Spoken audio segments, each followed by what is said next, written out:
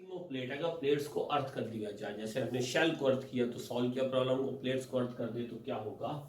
तो देखो ये पहले एक इनिशियल सिचुएशन है, V1 V2 V3, ये तीन कंडक्टिंग प्लेट्स मेरे पास दी गई हैं। इनिशियल चार्जेस कुछ Q1 Q2 Q3 दे दिए। इस चार्ज डिस्ट्रीब्यूशन को हमने डायरेक्ट फॉर्मूले से बनाया। देखो कैसे बनाया, सीधा इस पर बाहर सेम, आमने सामने इक्वल एंड अपोजिट। अब करना क्या है, देखो जब हम इसको अर्थ करेंगे तो सबसे पहली चीज V3 जीरो होना चाहिए अर्थिंग के कॉन्सेप्ट से, और यहां से एक Q डैश चार्ज आएगा।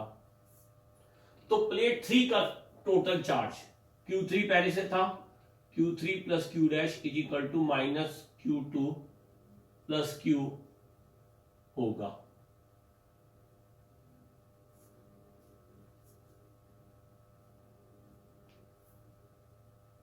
अब तुम कहोगे सर ये जो चार्ज डिस्ट्रीब्यूशन थे, ये Q तो पहले से ही था। देखो वो Q पहले से था, लेकिन इस Q3 को भी Q डैश में जोड़ दो। ऐसे मान लो कि हमने Q3 चार्ज में देगा, Q3 प्लस Q डैश इसको टोटल दिया हुआ है, तो बाकी सारे चार्जेस का भी क्या होगा, रीडिस्ट्रीब्यूशन हो जाएगा। तो जब आप चार्ज कंजर्वेशन इक्वेशन लगाओगे तो इस Q की वो वैल्यू नहीं आएगी जो बिना अर्थिंग के थे। बिना अर्थिंग के पहले सॉल्व कर लो रूल से। अब इस प्लेट का टोटल चार्ज क्या कहलाएगा, Q3 प्लस Q डैश कहलाएगा। अब यहां पर एक तो पॉइंट हो गया ये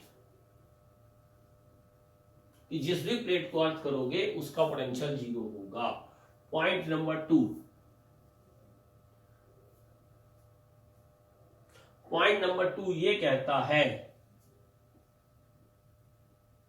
इसे याद कर लेना अभी के लिए, कभी हम टाइम मिलेगा तो इसका डिस्कशन करूंगा। काफी लॉजिकल और लंबा डिस्कशन है, इस कॉन्सेप्ट को बहुत बोरिंग कर देगा और थोड़ा कंफ्यूजन भी क्रिएट कर देगा।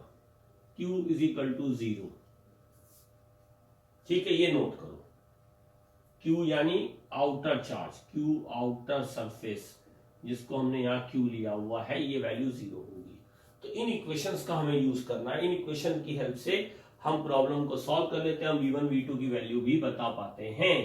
देखो अब अगर हमने लिया तो अब चार्ज कंजर्वेशन की इक्वेशन क्या कह रही है, Q plus Q1 will be equal to Q1। दूसरी equation Q2 minus Q1 is equal to Q2। तीसरी equation Q minus Q2 is equal to Q3 plus Q dash. ठीक है, तो इन क्वेश्चन में Q डैश भी बताना होता है। Q डैश एक अननोन चार्ज है, देखो वो सॉल्व हो जाएगा कैसे। Q को 0 पुट करा, अच्छा चाहे एक प्लेट अर्थ हो या दो प्लेट अर्थ हो, अगर इधर की भी प्लेट अर्थ होती, ठीक है, अगर इधर की भी प्लेट अर्थ होती तो इसका पोटेंशियल भी 0 होता, तो भी ये वाला रिजल्ट होल्ड करता। चाहे एक अर्थ हो या दो अर्थ हो या कोई भी अर्थ हो, ये रिजल्ट यही रहता है। तो Q प्लस Q1 में Q को 0 डालो, रूल नंबर 2 को यूज करो, तो Q1 का आंसर आ गया कैपिटल Q1।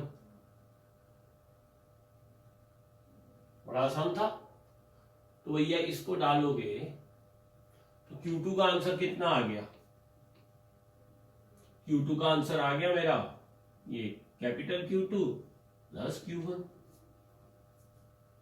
वाह, इसका चार्ज देखो कंजर्व होना चाहिए, कंजर्व है, चेक करते चलो। अब आ गया प्लेट 3। प्लेट 3 के चार्ज क्यों नहीं कंजर्व, भैया प्लेट 3 भी तो अर्थ चार्ज दे सकती है, चार्ज से चार्ज ले सकती है, तो प्लेट 3 का चार्ज Q3 नहीं रहेगा। Q3 हमने दिया, ये Q डैश लिखो या QE लिखो, वो अर्थ ने भी दिया,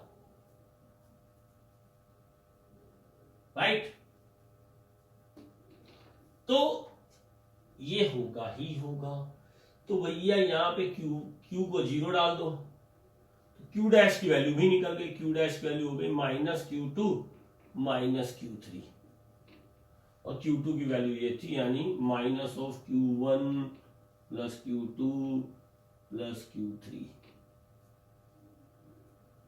तो एक तरीके से अर्थ ने क्या किया, अगर अब थोड़ा सा लॉजिक तुम डेवलप करो, जैसे मैंने तुम्हें बताया था कि ये इसको पूरे एक सिस्टम की तरह से देख लो। ये जो प्लेट का होता है ना, जैसे एक शेल कहते थे, मल्टीपल शेल है, जो भी चार्ज रख दो Q1 Q2 Q3, सारा का सारा चार्ज बाहर दिखता था। और हमने ये प्रॉब्लम भी सॉल्व की है कि अगर हम इसे अर्थ कर दें तो ये सारा चार्ज अर्थ में चला जाता है, अगर बाहर की तरफ से कोई फील्ड चार्जेस ना हो।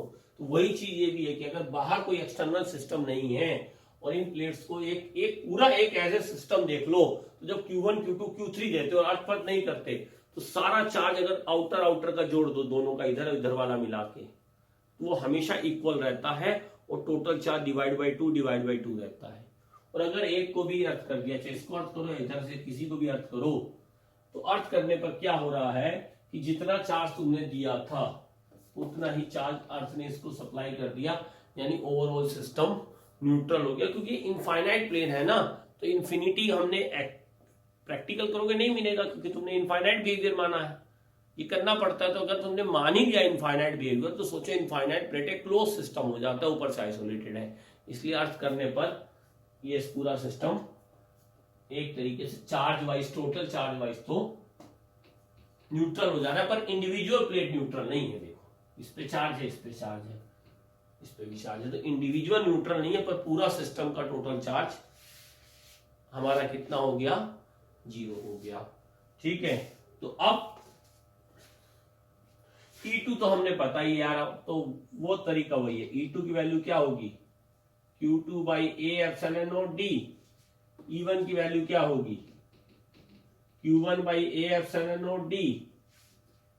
अब पोटेंशियल इक्वेशन मान लो पूछ लिया जाए भैया V3 तो 0 हो गया, बाकी प्लेट्स का पोटेंशियल बता दो, तो वो भी कोई बहुत मुश्किल हमारे लिए तो बचा नहीं है यार। अब इतना सब कर लिया तो ये भी बहुत आसान है। देखो V1 minus V2 direct hire potential minus lower potential. E1 ये डिस्टेंस फिर क्वेश्चन में D1 दी जाएगी, वो सॉल्व होगी, और V2 minus V3 E2 D2। V3 को 0 डालो, V2 की वैल्यू डालना, पहले V2 सॉल्व होगा, फिर उस V2 को यहां पुट कर देना, सॉल्व हो जाएगा। तो फाइनली ये कॉन्सेप्ट सीख गए। ये हमने इसको प्लेट को अर्थ किया तो हमने ऐसे सॉल्व कर लिया। अब जरा इस कॉन्सेप्ट को रिवाइज कर लें।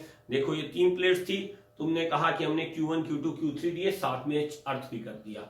अर्थिंग की वजह से क्या इफेक्ट होगा, इस प्लेट का पोटेंशियल हमारा क्या रहना चाहिए, जो थर्ड साइड वाली प्लेट है उस प्लेट का पोटेंशियल हमारा क्या रहना है, 0। मगर हम देखें तो चार्जेस तो अभी भी उसी रूल में डिस्ट्रीब्यूट होंगे, ये ध्यान रखना। प्लेट में देखो चार्जेस का रूल अभी वही सेम डिस्ट्रीब्यूशन आया, E1 E2 E3 आ गया। अब 2 इंपॉर्टेंट पॉइंट याद रखो। पहला इंपॉर्टेंट पॉइंट पोटेंशियल 0 वो है। दूसरा इंपॉर्टेंट पॉइंट क्या है, दूसरा इंपॉर्टेंट पॉइंट ये है कि ये जो आउटर चार्ज है it will become 0 when any of the plate is connected to earth.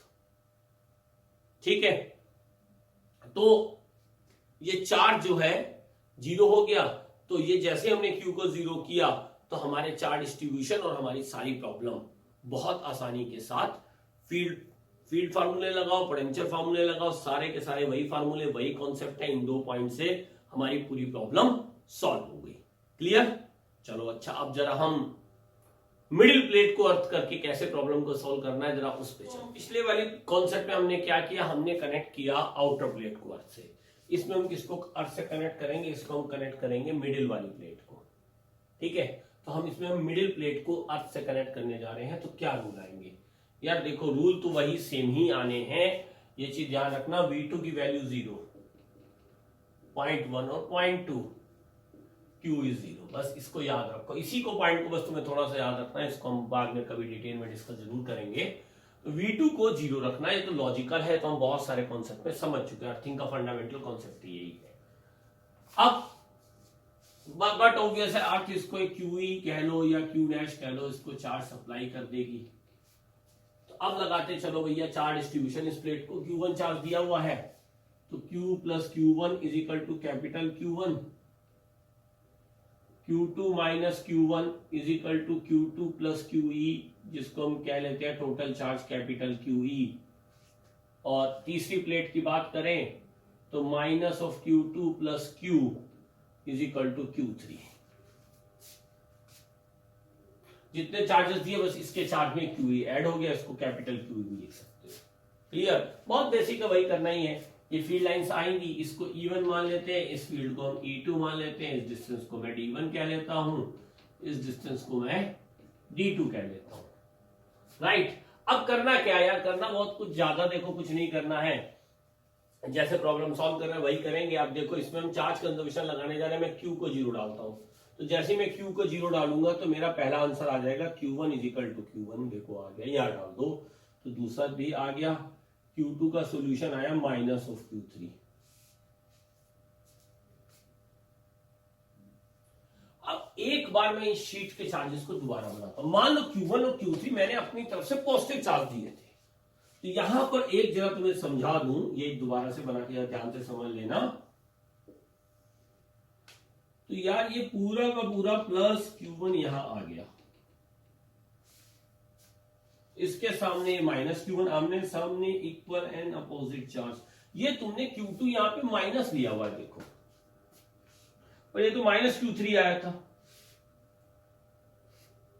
ठीक, और Q3 की पॉजिटिव वैल्यू है तो Q2 की वैल्यू माइनस आ गई, या एक तरीके से ऐसे समझो कि माइनस Q2 की वैल्यू क्या आ गई है, माइनस Q2 की वैल्यू तो प्लस आ गई है। क्यों? क्योंकि Q3 चार्ज मैंने दिया है, जब मैंने प्लस दिया है और कहीं से बाहर से इस पे तो कोई चार्ज आया नहीं, तो माइनस Q2 की वैल्यू प्लस आने का मतलब चार्ज डिस्ट्रीब्यूशन रिवर्स से कई बार होगा। अगर तुमने कोई चार्ज डिस्ट्रीब्यूशन, तुम्हें क्या पता हो सकता है अगर मैं ये माइनस दे दूं, लेट से Q1 की वैल्यू माइनस कुछ दे दूं क्वेश्चन में, तो ये माइनस हो जाएगा तो सामने वाला प्लस हो जाएगा। ये चीज ध्यान से समझ लेना, ठीक है। तो अब ये वैल्यू क्या हो गई, ये वैल्यू मेरी प्लस आ गई। अगर ये प्लस आ गई तो सामने वाली वैल्यू तो माइनस होगी ही होगी। अब QE की वैल्यू निकालने के लिए देखो Q2 plus QE is equal to ये वाला Q2, ठीक। तो ये Q2 मेरा सॉल्व होके आया था माइनस Q3, और ये Q1 मेरा सॉल्व होके कितना आया था प्लस Q1, तो ये माइनस Q1 है तो ये हो गया माइनस Q1। तो QE की वैल्यू क्या आ गई, minus of Q1 plus Q2 plus Q3। तो तुमसे पूछा जाए कि भैया अर्थ ने कितना चार्ज सप्लाई किया, तो कुछ सॉल्व करने की जरूरत ही नहीं है, पहले सिस्टम का टोटल चार्ज जोड़ लो विद साइन, इसमें Q1 Q2 Q3 जो भी इनिशियल चार्जेस थे विद साइन जोड़ो, -1 से मल्टीप्लाई कर दो। इस प्लेट का जितना भी चीज है, बाहर वाले चार्ज को डायरेक्ट क्या देखो, अगर मैं तुम्हारी जगह हूं तो मैं इतना टाइम भैया वेस्ट ही नहीं करूंगा, मैं कहूंगा बाहर वाला चार्ज 0। अब मैं पहले ही यहां से अगर मैं शुरुआत में ये चार्ज 0 रख दूं, तो इसको Q1 दिया था, यहाँ 0 डाल रहे हो तो बट ऑब्वियस है प्लस Q1 को यहीं जाना पड़ेगा।